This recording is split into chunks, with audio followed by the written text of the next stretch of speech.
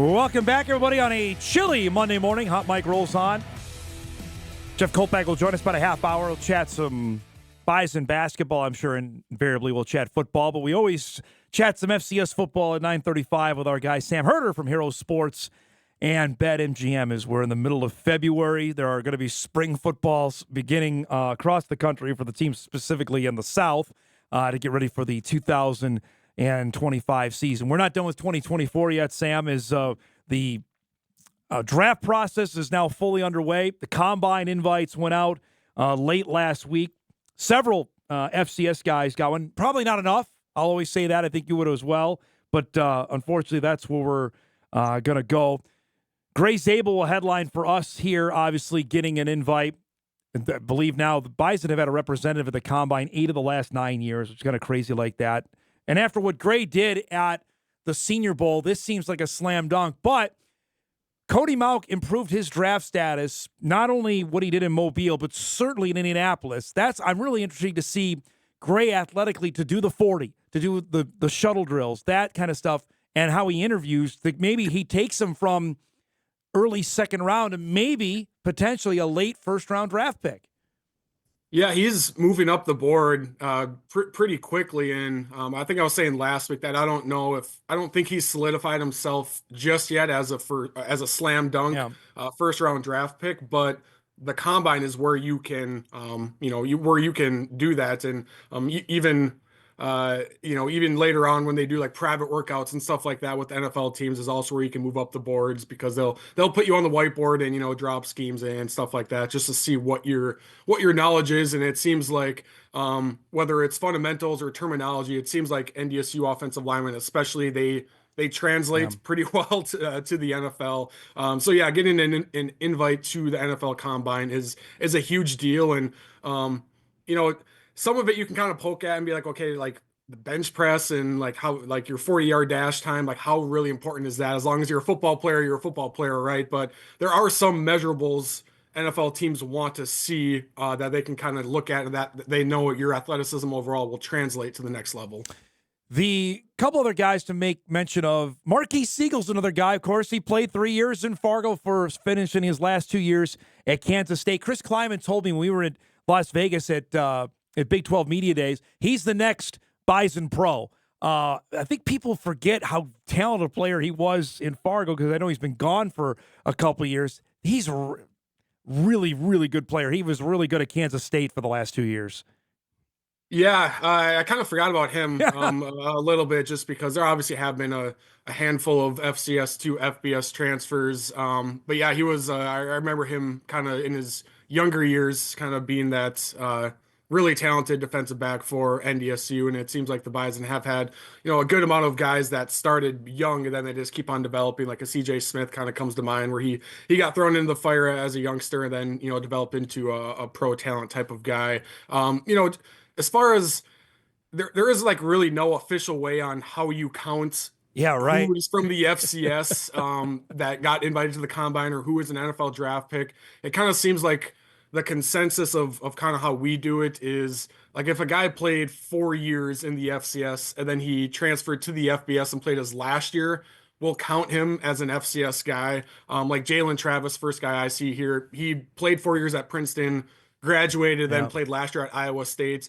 We're still going to count him, as an FCS guy. But someone like Shadir Sanders or Marquis Siegel, like they played in the FCS, they started in the FCS, but we're not going to count them as an FCS guy just because they played multiple years in the FBS. Cam Ward's another guy, obviously, who started in the FCS at Incarnate Word, finished at Washington State, and then Miami. Another guy who played his entire career in the FCS, who's the Buck Buchanan winner, is David Walker, who, when I saw him up close when he played 2 years ago at Central Arkansas against the Bison, he was dominant. He was dominant again this year. He was great in Mobile.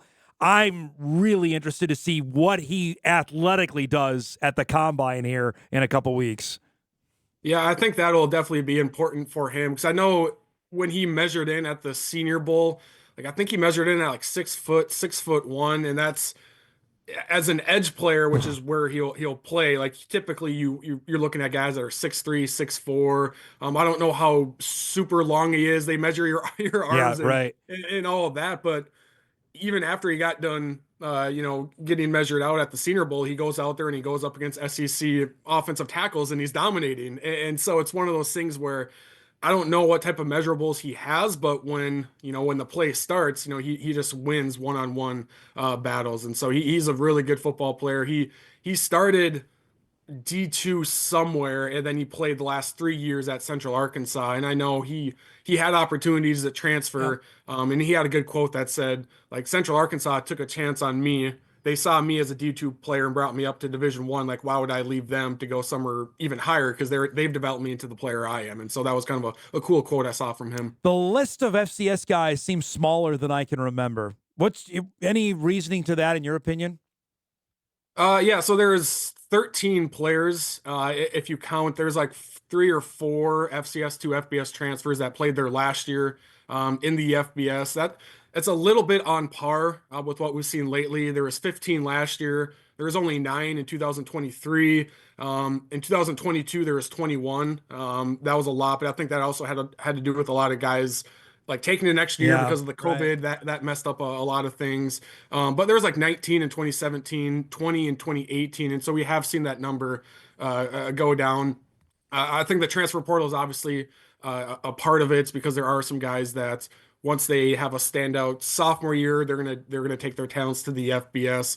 But I also think you're seeing a small number of Group of Five guys as well. Like I remember last year during the NFL draft, a big talking point was just how few number of Group of Five guys got drafted Yeah. last year, and it was the same with the FCS as well. So it just kind of seems like the Power Five, Power Four, they have so much talent now where NFL teams kind of just favor that Power Four talent because they know they can get FCS and some Group of Five guys in free agency. And I remember last year there was like a first team all conference SEC linebacker drafted in the 7th round. And it's like if that guy's going in the seventh Right. round, like how are these G5 and FCS guys going to get selected? And so I think both in the combine and in the draft, it kind of is just turning into a trend where it's just littered with Power Four guys that are kind of taking all those slots. That's why the combine, you can actually set yourself up like for a Yep. Zabel or a Walker or a Siegel, guys that we just mentioned, where you can go and blow up and test well and maybe interview well and go from maybe a day 2 pick to a day 1 or from a day 3 to a day 2 guy. Yeah, and I always use these two guys as an example because they're the best examples is Troy Anderson and Yeah. Christian Watson. Mm-hmm. And I think it was in the same year Yep. as well, where around this time they were 6th, 7th rounders, and then they go to the combine and they run super well, and all of a sudden, hey, first, second round, type of grades on them. Yeah, both those guys, and both played in the championship game in 2021 down in Frisco, Texas. One guy's not on the list is Cam Miller. And the amount of draft gurus that spoke out, I'm not saying this because I do Bison play-by-play on TV, that spoke out to say he got snubbed was interesting to me, Sam, because what he did at the Shrine Bowl and the guys that did get invited seemed like Cam should have got an invite to the Combine. Yeah, especially with what he did at the All-Star game, it seemed like he worked his way into uh, getting enough intrigue from NFL teams to get a combine invite. Because I don't know the ins and outs, but that's ultimately how you get a combine invite is you need enough teams that want to see you there and work out. And especially for quarterbacks, how they throw it and all that. They put you through drills is super important. But Cam will have his pro day, and so that'll be really big for him. But I don't know if I was necessarily like expecting him to get a combine invite. It was more so I could see him now getting a combine invite, especially after what he did at the All-Star game. But so I wasn't like blown away shocked that I didn't see him on the list.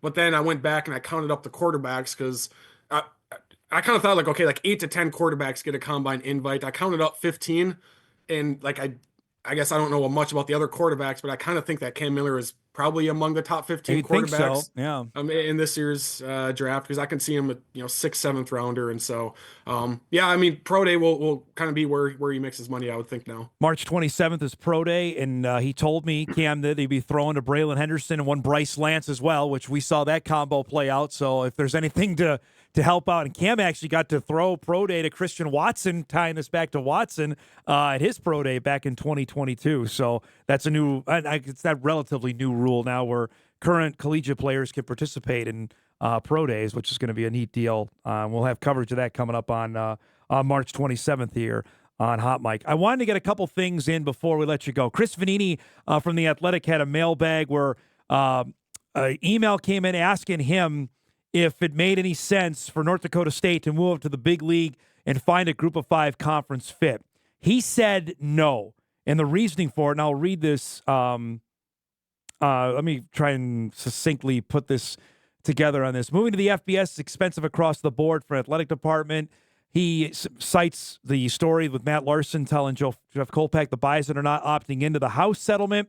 He says it made sense for James Madison to move up because the Sun Belt offered old and new regional rivalries and travel wasn't impacted. New FBS arrival Missouri State fits geographically in Conference USA, though Delaware does not. While there's been concern in recent years over fatigue and ticket sales amid North Dakota State's run of 10 national titles in 14 years, I don't think there's really an FBS fix for that anymore as the divide within the FBS grows. Outside of the very top of college football, a lot of people want to move back to a regional model in which they play against their peers. NDSU already has that. What do you make of that?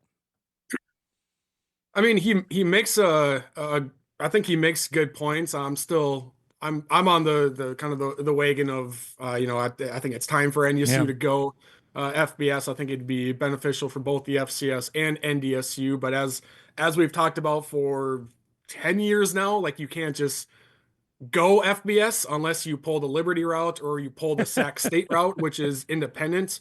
But that's a big gamble and a huge risk.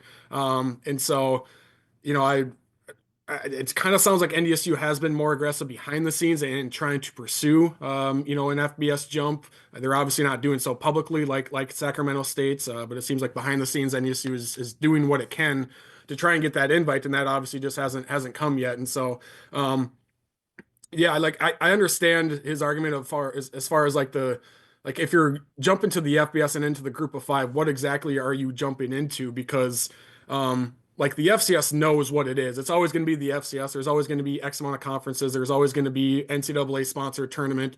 Their Group of 5 is kind of on unsteady grounds because they don't know how long they're going to have a spot in the CFP. They don't know like really where they belong in the college football landscape. They're kind of keeping an eye on the Power Four. If they're going to split off and start their own governance structure, then where does that leave the Group of 5? Do they try to get a tournament with the NCAA? So, like I said, I still think NDSU, if they get an opportunity to go FBS, they should take that opportunity. But as you know, Chris also lays out, like that opportunity just hasn't presented itself because it's Fargo, it's North Dakota, it's media market. And I also think there's just been circumstances, whether it is like, oh, there's a Mountain West opening, that would be perfect. But the Mountain West presidents were adamant of going after an FBS team. And so it seems like there's windows that have opened a little bit for NDSU, but then they kind of slam shut. And it seems like, all right, well, it's going to be NDSU and the FCS forever. And then something else happens and we go, maybe, and then that door slams shut. And so I don't know, maybe something happens in a year where a better opportunity presents itself, but it's I don't know, realignment never ends. No. And so I guess you never know. Because we know the Pac-12 isn't done, and then whatever happens from there is, something's going to trickle down, and we're having the same conversation again. Before I'll let you go, your latest reporting, you mentioned Sacramento State. What's going on with the Hornets? It seemed that you mentioned they're going to go their own way here in terms of the independent route. That's pretty much what it sounds like, unless they do get an invite, which I don't know where that invite would come from. Again, the Pac-12, if that's their last resort, they could invite Sacramento State because, I don't know if any of the remaining Mountain West teams have much interest or ability because they signed, grant of rights and stuff to go to the Pac-12. Right. It sounds like Memphis and Tulsa aren't too interested in the Pac-12. So the Pac-12, it sounds like they're targeting Texas State right now. But if Texas State says no for whatever reason, then Sacramento State could potentially, get that invite. But from what I've read and heard, it sounds like the Pac-12 is kind of like the Mountain West. Like we're not gonna dip down into the FCS. We want an FBS program. So Sacramento State, I was told by someone on staff off the record that if we have to go independent, we'll go independent, but that's off the record. And say, oh, and I said, okay, I'll keep that to myself. Yeah. Then like 3 days later, the president goes on record Yeah. with, I think this through the newspaper, and says, if we have to go independent, we'll go independent. So I'm like, all right, I'll tweet out what I was told too, because that's the exact same thing that that I was told. And so they are pretty much guaranteed that they're going to FBS in 2026, and if they have to go independent, they will, because they have the NIL pledges and the financial backing to do so. My question is, they have like $50 million in NIL pledges if they were to join an FBS conference. If they go FBS independent, is all that money still there? Right. That's a question I still don't know the answer to, because they better hope it's still there, or else, because you have to pay for every home game unless you do home and homes. Yep. It's just really, really unstable to go independent. But if you have the backing to do so, you can, and then the hope is that translates into an FBS invite in 28 or 29, something like that. Well, and I had somebody bring this up. I know we got to roll on the Liberty side of things. Liberty is unlimited funds. That was the only way they could do it, is because their cash flow is unlimited. That's why they could survive as an independent for as long as they did. Ask UConn, UMass, or UMass in the MAC now. Ask those. Notre Dame is the only one that can do this. It's just not feasible. I don't get it. Yeah, and Liberty has the money to do so. And I also think they asked for a waiver because they're like a private school, a religious school. Like something like, I can't remember, the details on that. Sac State is obviously a public school, but the president had a one-on-one meeting with the NCAA president like 2 weeks ago, and so they're getting all their ducks in a row to make this happen. But like you said, it is very expensive. You have to, you start from scratch every year trying to build your schedule out. You got to pay teams to go there. You don't have any conference rivals, no conference awards, no access to the CFP, no bowl tie-ins. Like it's really, really unsteady. And so I know Mike wrote, like, should NDSU do this? And he said no for now, which I kind of agree with, just because you go from a really stable situation in the FCS to the FBS kind of unknown. It's like I said, it's a huge risk, but it could pay off for Sac State. We could be looking at the decision 5 years from now and say that worked perfectly. We could also look back and say, yeah, they're just in a really tough spot right now because they're just kind of in no man's land. In your knowledge of this, if they were to do that, would they be ineligible for the playoffs then this fall? If they were to say they're going in 26? I would think so, but at the same time, like, they're doing things so unorthodox where maybe they find a way to stay eligible and stay at. Because if they opt into the House settlement, now they no longer have, which they plan to, they don't have to worry about 63 scholarships. We're now ineligible, and so maybe they find some loophole to stay eligible. I don't know if the traditional process is you have one transition year, then you go to the FBS. So I would say probably not, but you never know. But they could still make some noise. I mean, they play South Dakota State. They do week 1, and they have a lot of new talents. Both teams do, and Sac State has a new system that's pretty hard to defend with their new head coach, Brendan Merriam. So, it'll be an interesting year for. I kind of hope they stay playoff eligible just to see what they can do, but I don't know how they would get that waiver from the NCAA to stay eligible this year if they join the FBS in 2026. Great. There's no, like I told you, there's no shortage of things to chat about. It's February and there's still plenty going on. Thanks for the time as always, bud. Have a great week. We'll see you next week. All right, sounds good. Thank you. Sam Herder joins us each and every Monday at 9:35. We're overdue for a break. We get caught up. Got a couple emails to get to. Second hour coming up. Big hour unpacked with Jeff Kolpak to start at 10 o'clock. Back on Hot Mic on this Monday morning right after this.